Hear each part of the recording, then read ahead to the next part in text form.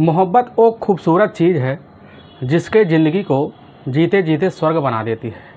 लेकिन अगर मोहब्बत में थोड़ी सी भी दरार आने लगे तो उसके ज़िंदगी को टाइम नहीं लगता कि वह नर्क बनाने में।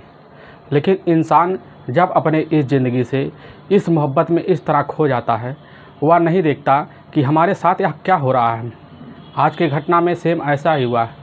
एक कपल अपनी प्यार और इस मोहब्बत की ज़िंदगी में अपनी ज़िंदगी इस तरह बिताना शुरू कर देते हैं जिसकी वजह से वह कपल एक दिन ऐसे इस तरह से इस दुनिया को छोड़ के चले जाते हैं कि जब लोगों के सामने जो सच्चाई निकल के आती है, इससे सुनने के बाद लोगों के रोंगटे खड़े हो जाते हैं।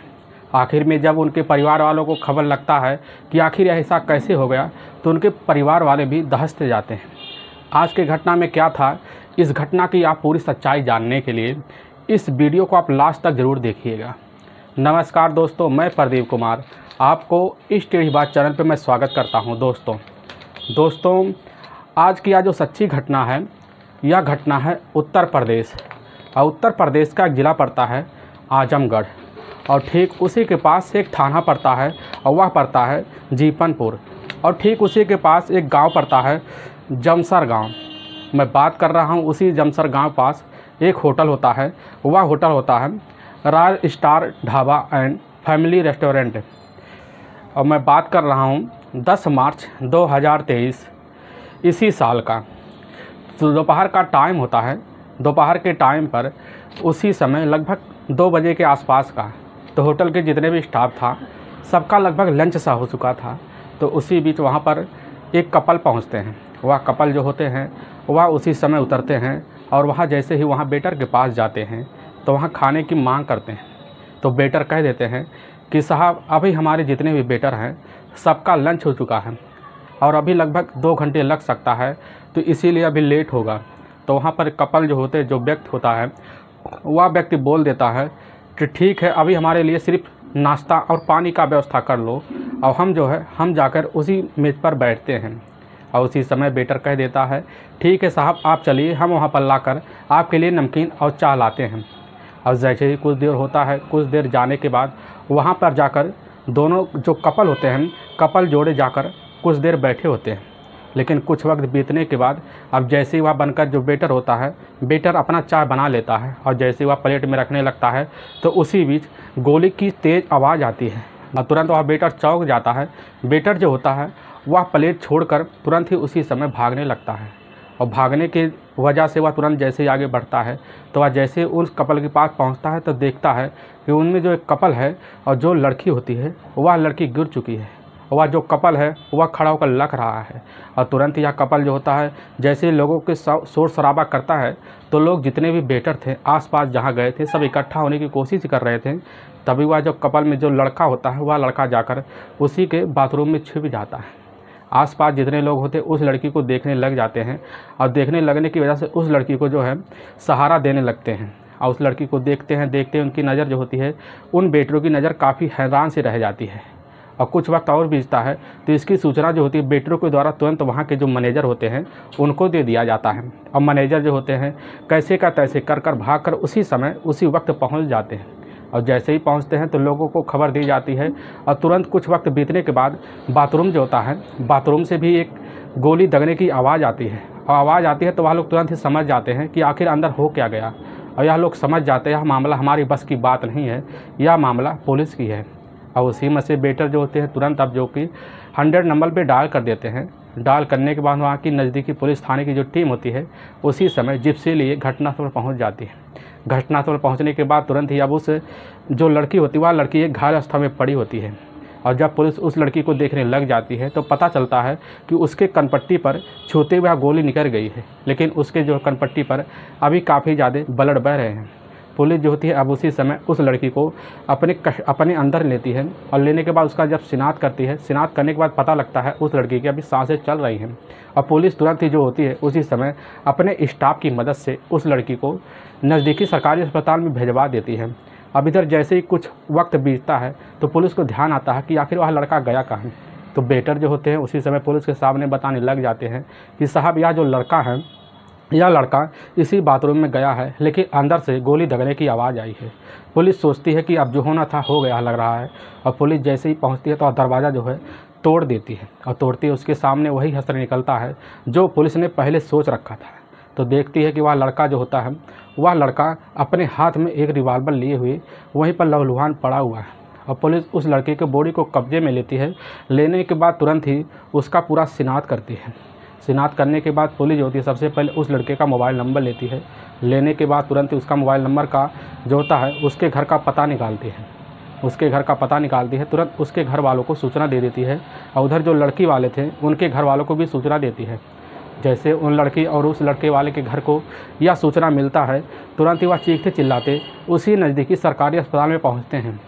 पहुँचने के बाद अपने अपने बच्चों को देखकर दोनों जो परिवार वाले दहाड़े मारकर वहीं चिल्लाना शुरू कर देते हैं। और पुलिस जो होती है उसी समय इन लोगों का जो होता है जब पूरा तहकीकात कर लेती है तो पता चलता है इस लड़के का नाम है विशाल कुमार, जिसकी उम्र है 24 साल, जो जमशनपुर का रहने वाला है। और यह लड़की है जिसका नाम है रिया, जिसकी उम्र है लगभग 23 साल, और यह रहने वाली है चिलबिल गाँव की। अब पुलिस जब इनकी शिनाख्त कर लेती है तो इनके परिवार के द्वारा पूछा जाता है कि यह सब कैसे हो सकता है। परिवार वाले कहते हैं कि साहब हमें इनके बारे में कुछ नहीं पता है कि आखिर यह सब कैसे हो सकता है। अब पुलिस सबसे पहले अब जो होती है वह लड़की उस लड़की रिया के पास जाती है। रिया जो होती है वह हॉस्पिटल में पड़ी होती है। पुलिस जब उससे पूछने लग जाती है तो रिया जो होती है अपने दबे हुए शब्दों में जो सच्चाई निकल के लाती है, इससे सुनने के बाद लोगों के होश से खो जाते हैं। रिया पुलिस के सामने बताने लग जाती है। अब विशाल कुमार जो होता है, विशाल कुमार अपने ही गांव जमनपुर में रहता है, वह अपने पिता शिव बच्चन के साथ। और विशाल कुमार के जो होते हैं 3 भाई होते हैं। जो सबसे बड़ा भाई होता है जिसका नाम होता है सुनील कुमार, और जो होता है कॉलेज में एक लेक्चरर का काम करता है। और जो दूसरे नंबर का जो भाई होता है जिसका नाम होता है अनिल कुमार। अनिल कुमार जो होता है वह खेती किसानी कर अपने घर के पूरे परिवार का खर्चा भी चलाता था। और जो छोटा जो भाई होता है वह कोई और नहीं होता, यही होता है विशाल कुमार।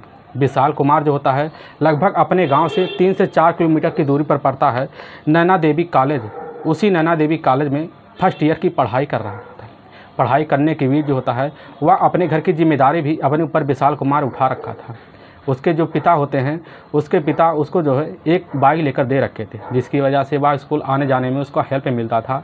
इसी आने जाने की बदौलत वह अपनी ज़िंदगी जो है उसी पढ़ाई में पूरा बिताना शुरू कर देता है। और विशाल कुमार जो होता है, विशाल कुमार का ही उसी कॉलेज में पढ़ने वाली होती है रिया। रिया की जो उम्र होती है वह लगभग होती है 20 से 21 साल के बीच। रिया को वह देखते ही पहली नज़र में विशाल जो है भा जाता है। और जब रिया जो होती है विशाल के ऊपर निगाह रखना शुरू कर देती है तो जो है इसी साथ रहने और उठने बैठने की वजह से विशाल के ऊपर रिया काफ़ी ज़्यादा फिदा हो जाती है। या दोनों एक दूसरे का प्यार का इजहार भी करना चाहते हैं, लेकिन रिया जो होती है, रिया सोचने लग जाती है कि इसका प्यार का इजहार जो है सबसे पहले विशाल करे। इसी के चक्कर में रिया जो है आए दिन विशाल के पीछे पड़ी रहती थी। लेकिन विशाल जो होता है, विशाल वह भी रिया के मन की बात को समझता है, लेकिन वह सोचता है कि हमें सिर्फ अपनी पढ़ाई से मतलब है, हमें अपने काम और पढ़ाई पर फोकस करना चाहिए, क्योंकि हमारी ज़िंदगी इसी से बदलेगी।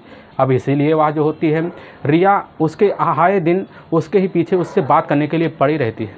तभी एक दिन मौका भी आ जाता है। रिया जो है जैसे विशाल को अकेले में देखती है तो अकेले में देखने के बाद वह विशाल से बातें करना चाहती है, और विशाल उसके हाव भाव को देखकर समझ जाता है कि रिया हमसे कुछ कहना चाहती है।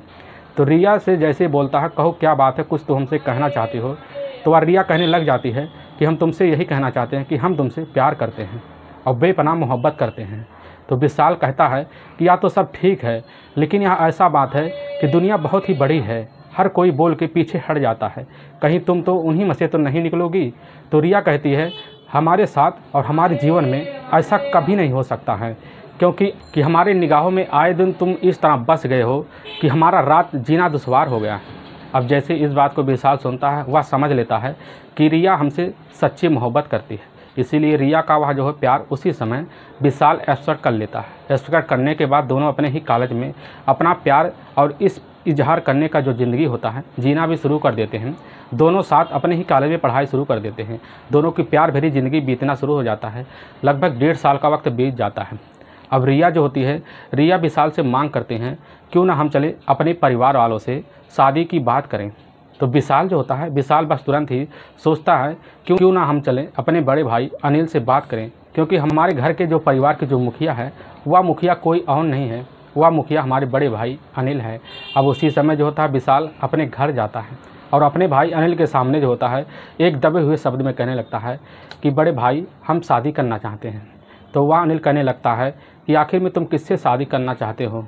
तो वह विशाल कहने लगता है कि भाई हमारे ही कॉलेज की एक लड़की है रिया जो हमारी काफ़ी अच्छे सहपाठी है और हमारे ही साथ हमारे ही कॉलेज में वह पढ़ती भी है और हमारी हर बात को लेकर अपने जुआर पर चलती है और हम दोनों काफ़ी बेमरान मोहब्बत भी करते हैं। अब जैसे ही अनिल इस बात को सुनता है तुरंत ही वह उस लफ्ज़ में कह देता है कि देखो तुम अपने सिर्फ पढ़ाई पर फोकस करो, अपने पढ़ाई से अगर मतलब रखोगे तो तुम्हारी ज़िंदगी काफ़ी अच्छे से बनेगी और इसलिए अगर तुम पढ़ाई करोगे तो नौकरी भी पा जाओगे और जब अपनी पढ़ाई कर लोगे पूरी तो हम तुम्हारी शादी तुम्हारे मन मुताबिक लड़की के साथ कर लेंगे। अब इसी बात को लेकर विशाल जो है अपने बड़े भाई की बात समझ लेता है और इसीलिए वह तुरंत आकर रिया से यह बात कह देता है। तो रिया जो होती है इस बात को भी वह समझ जाती है, कहने लगती है तुम्हारे भाई की सोच काफ़ी अच्छी है, वह सोचना भी अच्छा ही चाहता है। तो उसी समय विशाल रिया से भी जाकर कह देता है कि तुम जाकर अपने माँ बाप से हमारी शादी की बात जिक्र करो, देखो क्या कहते हैं। तो रिया जो होती है अपने माँ बाप से जिक्र करने के लिए हामी नहीं भरती, क्योंकि वह रिया सोचती है कि अपने इस बात की अगर अपने जिक्र से माँ बाप से करेंगे तो हमारे खिलाफ़ हो जाएंगे, क्योंकि हमारी बस की बात नहीं कि उनके सामने जाकर इस चीज़ की शादी की बात रख सकें। और इसीलिए हम सोचते हैं कुछ वक्त बीत जाने दो फिर हम शादी की बात करेंगे। इधर जो होती है जब इनके प्यार के चर्चे जो होते हैं उस कॉलेज में पूरी तरह से हो गए थे तो उन्हीं कॉलेज में का एक छात्र होता है, वह छात्र जो होता है उसी रिया के गांव का रहने वाला होता है। उसी रिया के गांव के लड़के का जो होता है सूचना के द्वारा उस गांव में खबर पहुंच जाती है और जब खबर गांव में पहुंच जाती है तो रिया के पिता को इस चीज़ की खबर लगती है और जैसे रिया के पिता को इस चीज़ की खबर लगती है तो वह तुरंत भन्ना से जाते हैं। भन्नाने के बाद अपनी बेटी को इस चीज़ की सूचना और ना अपनी बेटी को इस चीज़ के लिए डांट डपाट लगाते हैं, तुरंत वह एक फैसला भी ले लेते हैं। रिया के पिता जो है तुरंत उसी समय अपनी बेटी रिया की शादी कराने के लिए तुरंत ही एक फैसला लेते हुए या कहने लगते हैं कि अभी का अभी हमें एक लड़की की तलाशी करनी है। अब उसी समय रिया के पिता जो है लड़की की तलाशी करना शुरू कर देते हैं। अब उसी समय रिया के जो पिता होते हैं उसी समय एक लड़के का तलाशी करना शुरू कर देते हैं। तभी रिया के दूर का रिश्तेदार होता है, उसी रिश्तेदार के यहाँ एक लड़का होता है जो इंजीनियरिंग की पढ़ाई भी कर रहा होता है। अब जैसे रिया के पिता को इस चीज़ के बारे में खबर लगता है कि वहाँ पर इंजीनियरिंग की पढ़ाई करने वाला लड़का है, तुरंत ही वह हामी भर लेते हैं और उसी समय वहाँ जाकर उस इंजीनियरिंग जो लड़का होता है उससे शादी की बात कर लेते हैं और करने के बाद उसका जो होता है पूरा रिश्ता भी तय हो जाता है। अब जैसे इसकी कानो कान खबर जो होता है रिया को लगती है तो रिया आकर तुरंत ही अपने पिता से बात करती है। तो उसके जो पिता होते हैं उसी समय रिया को धमकाते हुए कहने लग जाते हैं कि देखो तुम्हें शादी करनी है तो हमारे ही मर्ज़ी से करना है, अगर तुम्हें हमारी मर्ज़ी से नहीं करना है तो आज के बाद तुम्हारी ज़िंदगी में दोबारा दिखना नहीं। अब इसी बीच रिया जो होती है सुनती है तो काफ़ी जो है सोच में आ जाती है और अपने पिता के बात को वह अपने अंदर रख लेती है और इसी बात अपने पिता की बात को वह मान के चलने भी लगती है। तभी रिया को पता लगता है कि हमारी शादी मई 2023 में ही तय हो गई है। अब रिया जो होती है काफ़ी सोच विचार के साथ वह फैसला लेती है कि अब हम दोबारा अपने प्रेमी विशाल से कभी बात नहीं करेंगे। इधर जो होती है जब भी विशाल रिया के पास फ़ोन मिलाता तो रिया जो होती है रिया फ़ोन को काट देती थी और विशाल इसीलिए काफ़ी दुखी हो जाता है। वह सोचने लग जाता है कि रिया कल हमसे प्यार की बात करने वाली, आज रिया हमारी फ़ोन कैसे काट रही है। इसीलिए रिया से बात करने के लिए जद्दोजहद कोशिश भी करता है लेकिन रिया से वह बात नहीं कर पाता है। तभी विशाल के कानों में यह खबर पहुँच जाता है कि रिया की शादी जो है अभी जल्द से जल्द इसी मई 2023 के महीने में तय हो गई है। अब जैसे विशाल इस खबर को सुनता है तो वह रिया से बात करने के लिए हर कोशिश करना शुरू कर देता है, लेकिन उसकी बात जो होता है रिया से नहीं हो पाता है। इसीलिए विशाल इतना परेशान हो जाता है। इसी परेशानी के चलते रिया के पड़ोसियों भी संपर्क करता है, लेकिन पड़ोसी वाले जो होते हैं रिया से बात नहीं कराते हैं। पड़ोसी में जो होते हैं विशाल के काफ़ी दोस्त भी होते हैं, इसी वजह से बात ना हो पाने की काफ़ी इतनी कोशिश करता है कि इस कोशिश में नाकाम भी रहता है।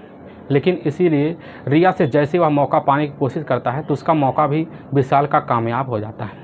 वह विशाल जाकर रिया से अकेले में उसी के ही खेत के बगल एक पेड़ होता है, उसी पेड़ के नीचे रिया को वह हाथ पकड़ लेता है, उससे बोलने लग जाता है कि तुम हमें से शादी क्यों नहीं करना चाहती हो।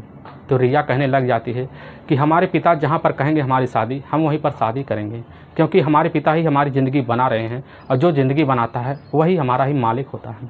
अब इस बात को विशाल सुनता हुआ कहता है कि देखो तुम पहले क्या कह रही थी, अब क्या कह रही हो। पहले कह रही थो कि तुम ही हमारी ज़िंदगी हो और तुम्हारे लिए हम पूरा ज़िंदगी बिताएंगे, लेकिन आज तुम्हारी बात कैसे पलट गई। अब उसी समय रिया कहने लग जाती है कि देखो कल की बात कल थी, आज वाली बात दूसरी हो गई। अब विशाल जैसे सुनता है तुरंत ही गुस्से में वहीं पर भाग जाता है। भागने के बाद विशाल जो है पूरी रात घुट घुट के भी जाता है, लेकिन उसी रात वह जो होता है एक खतरनाक फैसला भी ले लेता है। वह सोचने लगता है कि अगर रिया हमारी नहीं हुई तो रिया किसी की भी नहीं हो सकती। इसीलिए वह सुबह का इंतजार करता है। सुबह के वक्त वह मार्केट जाता है और मार्केट में एक गैंगस्टर से संपर्क करता है और उसी गैंगस्टर से वह जो होता है एक रिवाल्वर की व्यवस्था कराता है और साथ में कुछ जो है कारतूस की व्यवस्था कर लेता है। यानी कि 10 मार्च 2023 का सुबह का टाइम होता है। अब उसी समय विशाल कुमार रिया को फ़ोन करता है। वह कहने लगता है कि अभी तुम इसी वक्त हमारे पास आ जाओ, क्योंकि हम इसी समय शहर जा रहे हैं। अब बहुत ज़रूरी है, थोड़ा देर के लिए मिल लो, क्योंकि हम तुमसे आज के बाद कभी नहीं मिलेंगे। और रिया जैसे इसकी बात सुनती है तो एक दो बार इनकार करती है, लेकिन काफ़ी सोचने और विचारने के बाद रिया उसकी बात हामी भर लेती है। अब रिया जो होती है जैसे विशाल के पास पहुंचती है तो विशाल जो होता है बाइक पे बैठाते हुए रिया को उसी समय जो होता है वह रॉयल स्टार ढाबा की ओर चल पड़ता है। और रॉयल स्टार ढाबा के पास पहुंचने के बाद तुरंत ही वहीं पर गाड़ी अपना रोक देता है। दोनों वहां पर जाते हैं, समय देखते हैं कि वेटर खड़ा है, वेटर से वहां पर नाश्ते पानी की मांग करते हैं। अब रिया और विशाल दोनों उस कमरे में जाते हैं जहां कमरा खाली होता है। दोनों वहीं पर बातें करना शुरू कर देते हैं। विशाल रिया से कहने लगता है कि तुम उस लड़के से शादी करने के लिए छोड़ दो। तो रिया जो होती है कहने लगती है हम अपने पिता के खिलाफ़ नहीं जा सकते, हमारी शादी जहाँ हो रही हमारी होने दो।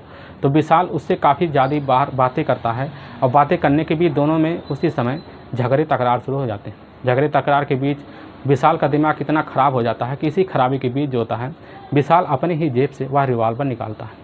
रिवॉल्वर निकालने के बाद तुरंत ही उसी समय कनपट्टी पर उसके जो है साइड में रख कर वह गोली चला देता है। वह समझ जाता है कि रिया अब इस दुनिया छोड़ के चली गई है, क्योंकि रिया उसी समय ज़मीन पर गिर चुकी थी। अब तुरंत का तुरंत उसी समय जो होता है कुछ वक्त बीतने के बाद विशाल जो होता है बाथरूम में जाकर अपने आप को लॉक कर लेता है। लॉक करने के बाद अपने आप को वह गोली से मार लेता है। इसके बाद जैसे बेटरों को खबर लगती है, बेटर जो होते हैं रिया को अस्पताल लाते हैं।